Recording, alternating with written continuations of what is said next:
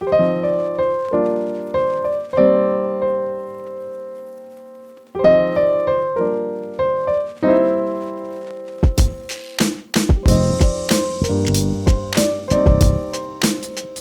are all lying. Every single one of us. We post filtered triumphs. We share curated happiness. We edit the chaos out of existence. We do it because the most dangerous form of isolation isn't being physically alone. It's being watched by thousands while silently battling for your life. That, right there, is the brutal truth of the digital age.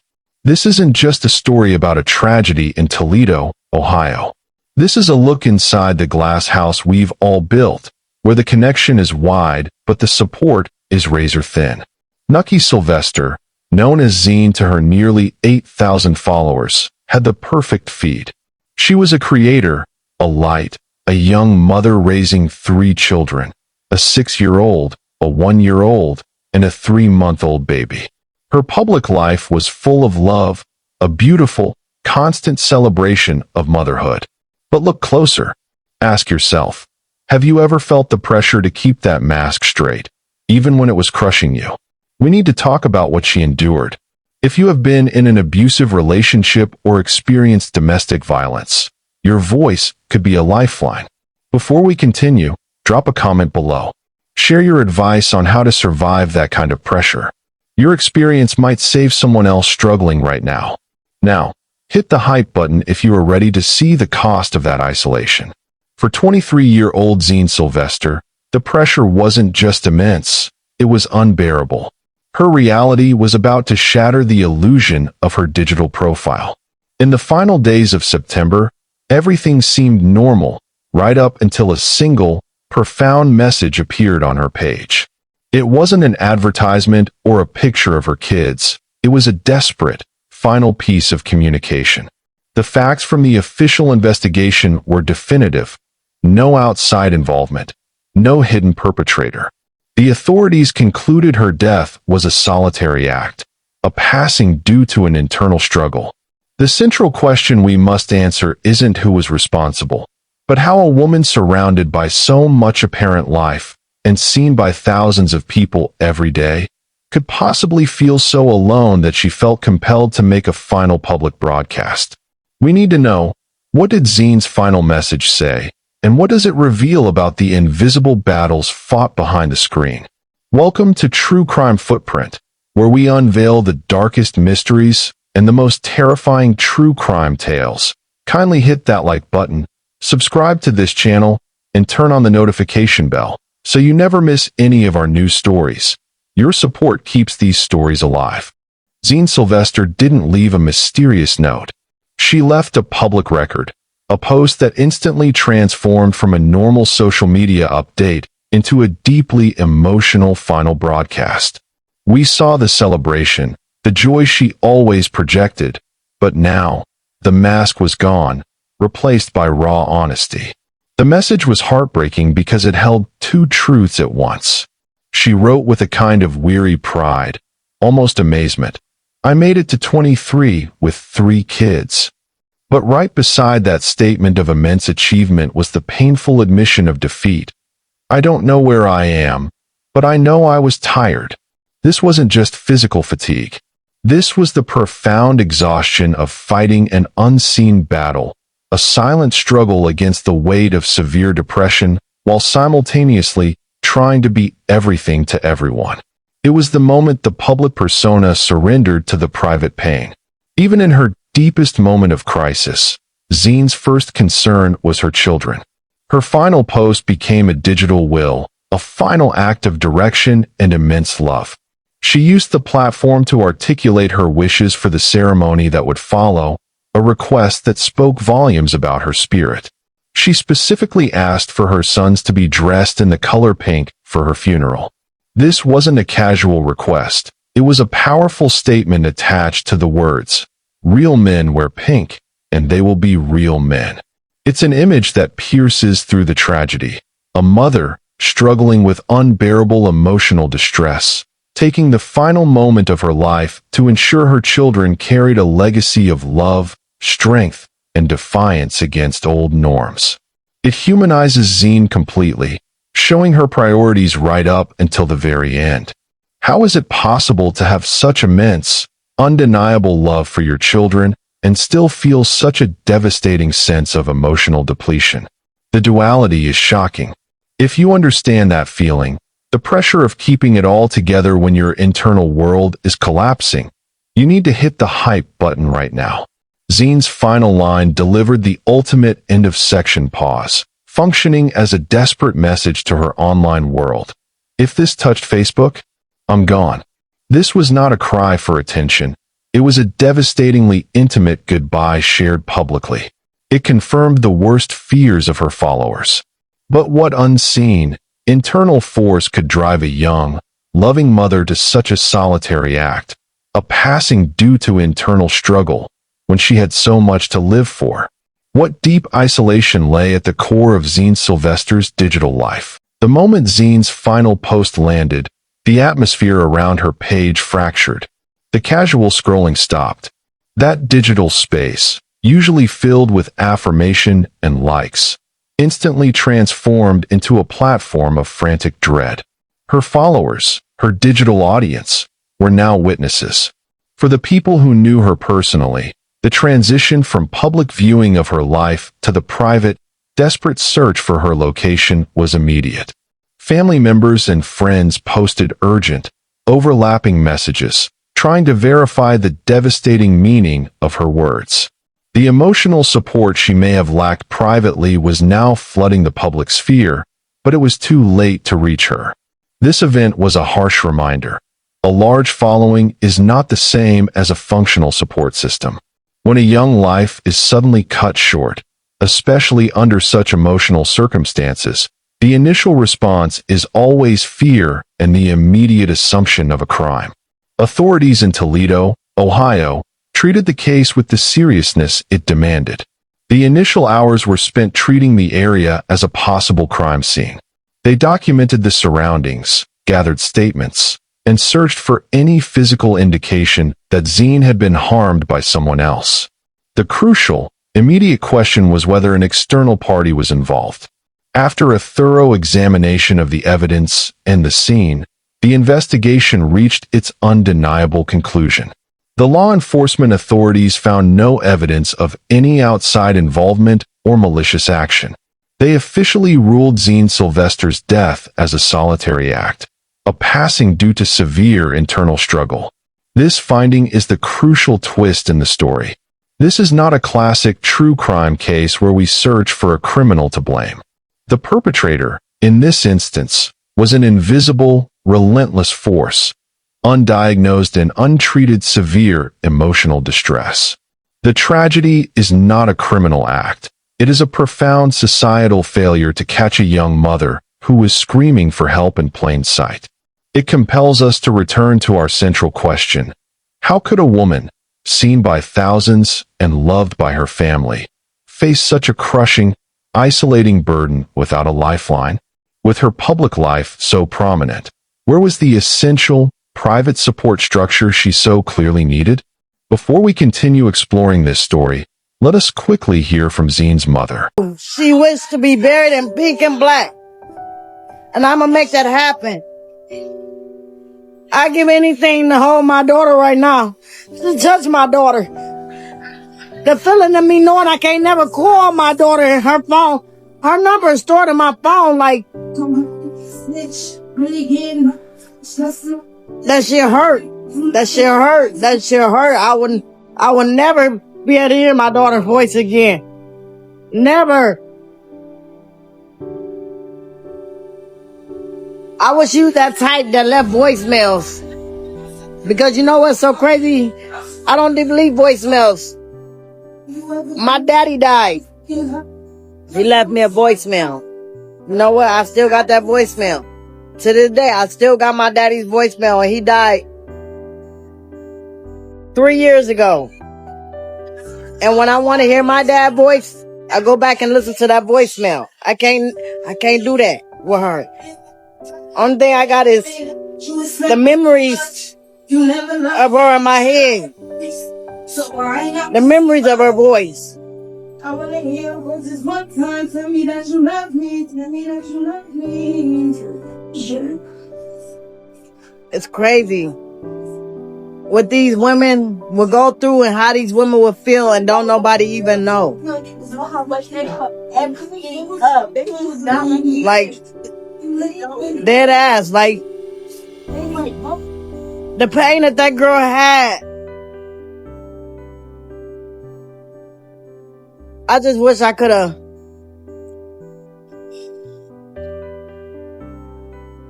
I wish I just could have got through to her. You know, a lot of young women these days, they get involved in these men and they get their hearts so tied up in these men. And I try to tell my kids, understand the difference, you know, the difference. And love and lust. Because a man can lust you but don't love you. But sometimes they think it be love, but it really don't. Then when y'all be with a person for so long, then they start realizing, like, this is not who I want to be with. Huh? You know, especially these young guys, you know. So I ain't gonna say all of them, but 9 out of 10, when you meet a young guy and y'all together at an early age, man, that's not gonna work. You know, it's not, because he's gonna get curious. He's gonna be like, damn, I've been with her for so long, I want to go try something new. Then that's the cheating involved. Her feelings getting hurt, or she cheating on him, because I ain't gonna blame it all on the man. It is vice versa. You feel me? Especially when you're young and you're trying to build a family and create a relationship at a young age. And I tell all my girls, don't do no relationship, man. I'm not telling you to be a hoe. No. But I'm telling you to live your life. Your life. You got all your life to when you get older, to settle down, to play that marriage shit. You got a whole life ahead of you before you even think about that. And I even tell my sons that. You got your whole life. Not unless you find that one person that you really, really want to truly be with. But at the end of the day, at a young age, I feel like you shouldn't want to settle down and do that, because eventually somebody gonna want to explore. And that means somebody's heart gonna get hurt. At the end of the day, you know, I try to be there as much as I could and tell her, you know, she had babies. And there was nothing that I can tell her after that point. Because now y'all done created a family. Okay, Giselle. Y'all done created a family. So I can't tell you to leave this man alone. But what I can tell you is don't put up with no bullshit. Because at the end of the day, let me tell you something, I ain't being funny. And I promise you I ain't being funny, and I don't even know this is a part of, you know, Facebook. If this is a part of Facebook regulations. But at the end of the day, we as women rule shit. They said the men, but no, that's a lie. Women rule shit, because guess what? At the end of the day, you are a woman. What you got in between your legs, a man is always going to chase. So what that motherfucker won't do, another motherfucker will. Flat out. Now, the only bad part is that we don't have what we had back in the day. You know, that options, you know, that how the men had the 10 women, it's 10 women for every man. That's not like that, because nowadays shit so different. That half of people gay, half of our men is in jail, half of them dead. You know, the pickings are slim, and it's slim. And I wouldn't recommend that. One thing for sure, two things for certain. Only thing I wish is my daughter would have reached out to her brother. You know, this is her favorite brother. Gone, Giselle, gone. And guess what? At the end of the day, if she would have reached out. And sometimes we don't even be knowing what our own kids is going through, because sometimes our kids don't be wanting to talk to us as parents. And one thing I did do is give my kids the option to be able to talk to me, even though they don't like talking to me because they don't like my response. But I keep it nothing but 100. How my daddy kept it 100 with me, I keep it 100 with my girls, and they don't like that response. But at the end of the day, if it hurts you, I'm still going to tell you because I want you to know. I want you to be better. I want you to be better than me. I want you to be better than me. Diane, she wasn't strong enough. I done been through a whole lot in my life. And I can say I'm one of anybody that know me, anybody that pop on my Facebook and really truly know me, know I'm one of the motherfucking realest and the strongest females you know. I got 11 kids. 11. And I did that. I may have done a lot of shit I don't like.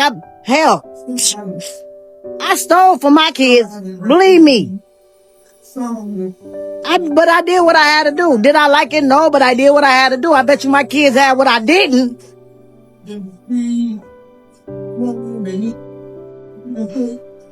And at the end of the day, I'm gonna miss my baby, my baby, my baby, my baby, my baby. You know, it's so crazy because me and her used to walk to the store every day, like clockwork. I call Zion up. And she said, Mama, do you know you call me at 12 o'clock in the afternoon every day, like clockwork? And I said, no, I didn't know that because I didn't keep up with the time like that. You know what I'm saying? So I didn't know that I was calling her at this specific time every day. But I'm like, baby, I'm walking to the store. And she'll be the person that I be on the phone with walking to the store all the way till I got home.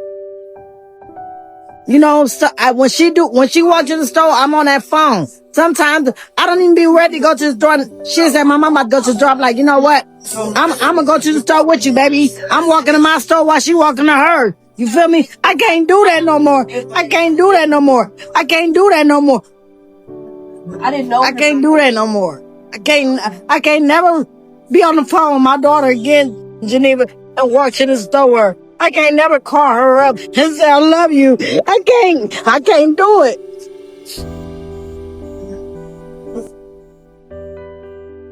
That shit, it hurt. It hurt. It hurt. It hurt. And I gotta be strong. To understand the scope of this tragedy, we must look past the 8,000 followers and the polished content. We have to see the real Nucky Sylvester, the cherished daughter, sister, and friend. The outpouring of grief from those closest to her stripped away the content creator, title, and revealed the depth of her personal loss. Her sister's message, shared in heartbreak, was one of pure devotion. That girl is my life, my world, my everything. That's my best friend, my partner. I'm lost. This isn't the response to a digital acquaintance. It's the cry of a family unit ripped apart. The private love was fierce, but tragically, it wasn't enough to overpower the silent emotional distress. In the immediate aftermath of any high-profile tragedy, facts often get polluted by internet noise. Zine's story, unfortunately, was not immune. If you search for Nucky Sylvester, you might find confusion with another person, Nettie Nucky Williams from the reality show Gypsy Sisters. This is a critical distinction. Our Zine, the young mother from Toledo, is not the TV personality.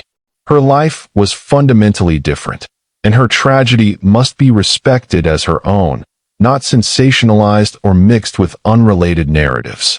We deal only in the verified facts of her case. This confusion serves as a powerful reminder of how quickly accuracy can be lost in the noise, further isolating the true struggle. Zine's situation exposes a harsh reality for many parents. They think, listen here, now be every bitch up on my best friend, bitch, and I would fuck who the fuck you is, sister, cousin, uncle, motherfucking nah. Don't put me. For real. Don't put me. Thank you. She was the mother of 3 very young children. Think about the relentless demands, the sleepless nights, the financial worries, the physical toll, and the emotional depletion. It's a relentless, high-pressure environment where every day requires immense energy. This unique pressure cooker of being a young mother to infants and toddlers can compound underlying mental health issues, transforming general sadness into a paralyzing, isolating force. Her story is a harrowing case study for the silent epidemic of parental emotional distress. If you are watching this and have survived emotional or domestic abuse, or navigated similar struggles as a young parent, your practical advice is crucial. Please, drop a comment below. What concrete steps helped you survive? Your words might be the clarity someone else needs to seek help right now. Your experience is valuable. The community's response was immense, but it was after the fact. How can we learn to see the signs of distress before it becomes a point of no return?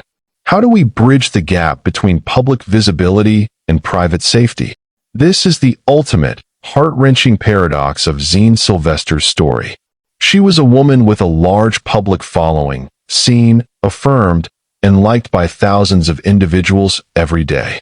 Yet, her final message reveals an isolation so profound, it became unbearable. The core problem wasn't a lack of audience. It was the painful disconnect between being visible and being truly supported. The digital world provides connection, but it struggles to provide care. When a person is experiencing severe emotional distress, especially in the relentless chaos of young parenthood, the silence can be deafening. Even with 8,000 sets of digital eyes watching, we miss the warning signs. We collectively failed to look past the beautiful photos and see the underlying pain. This isn't about blame, it's about learning. So, the question shifts from what happened to what can we do now to recognize the signs of a crisis before it's too late? Zine's passing is a devastating warning, particularly for anyone facing emotional turmoil or trapped in an abusive situation. The script for this part of your life has not been written yet, and you have the power to change the ending. Here are 2 essential pieces of advice if you are navigating a controlling or abusive relationship. First, create a safety plan and memorize it. This isn't just a document, it's your roadmap to freedom. It includes emergency numbers, a safe location only trusted people know about, and a code word you can use with friends or family that immediately signals you need help without alerting your abuser. Do not keep this information written down where it can be found. Second, identify and utilize one trusted external resource. This could be a helpline, a domestic violence shelter, or a support group. These people are trained to help you leave safely and confidentially. They understand the patterns of abuse. You do not have to fight this battle alone. The first step is the hardest, reaching out to just one person who is outside your immediate, dangerous situation. This message matters. If you believe this advice is vital for someone struggling right now, hit the hype button again. We need to amplify this message of prevention. In the hours and days following her passing, the community's emotional and financial response was immediate. The family quickly established a GoFundMe campaign, acknowledging that they were not prepared for the emotional and financial burden of a sudden loss. The response was overwhelming. People who knew Zine, and many who only knew her online persona, contributed. This outpouring of financial assistance and digital condolences provides a painful counterpoint to her internal isolation. The support was there, but only after the tragedy had occurred. This surge of post-event compassion solidifies the tragedy's true narrative. Zine was not unloved. She was simply alone in her struggle against a devastating disease. Her legacy isn't defined by her final act, but by the love she left behind and the essential, uncomfortable discussion her story forces us to have. We started this journey expecting a story of hidden malice, a criminal act. But the official findings from the Toledo authorities forced us to confront a far more pervasive, silent danger. The true devastation in this story was not caused by an outside individual. Zine Sylvester's passing was a consequence of the silent epidemic of parental emotional distress, a profound mental health crisis that thrives in isolation. This is the truth we must accept. The failure was systemic, a collective inability to spot and intervene in a crippling internal fight. Her life's end serves as a powerful, unavoidable mirror, reflecting the urgent need to look past the surface-level perfection of social media and genuinely check on those around us, especially young parents who are constantly carrying immense, invisible burdens. The most valuable life lesson from Zine's story is the need to recognize that help exists and must be utilized. No one should have to navigate a severe emotional crisis in solitude. If you are struggling right now, or if you recognize the signs of internal struggle in someone you know, you need to remember this number, 988. This is the Suicide and Crisis Lifeline in the United States, a free, confidential, and available resource 24 hours a day, 7 days a week. There are people trained specifically to listen without judgment and guide you toward support. It is a crucial societal safety net that is there to catch you when the isolation becomes overwhelming. Reaching out is not weakness. It is the ultimate act of courage. Zine's passing left behind an enduring image that is defined by love, not sorrow. Her final wishes, detailing that her young sons should wear the color pink at her service, carried deep significance. She was intentionally communicating a legacy of strength. Real men wear pink, and they will be real men. This was her final, clear message, a statement of defiance against outdated notions of emotional vulnerability and a promise of courage to her boys. Her story is not simply a tragedy, it is an enduring plea. A plea for us to see the difference between being seen and being saved, and to understand that the deepest wounds are often the ones you cannot see. How will we honor Zine's final wish to bring more courage and empathy into the world? We came here looking for a criminal. We left with a profound understanding of a crisis. Zine Sylvester's final, heartbreaking broadcast showed us the terrifying cost of silent suffering. This wasn't a case of external violence. It was the result of a crushing internal battle. Her story is a plea for awareness. No, seriously, this tragic loss is a plea for awareness. The lesson is simple but critical. We must stop believing the edited perfection we see online. We have to learn to ask the harder questions, look beyond the surface, and become a genuine lifeline for those who feel they have none. The most important step you can take today is proactive. Don't wait for tragedy to strike in your own circle. We need to act now. By taking immediate steps to protect your mental health and actively supporting those who are struggling, you can avoid the unknown heartache that the future might hold. Seek out the resources we mentioned. Be the support system that Zine desperately needed. If you found value in this deep exploration of human behavior and mental health, and if you believe stories like this can genuinely save lives, then click the like button right now and share this video. Make Zine's final message a beginning, not an end. At True Crime Footprint, we recognize that the most significant lessons are often hidden in the details.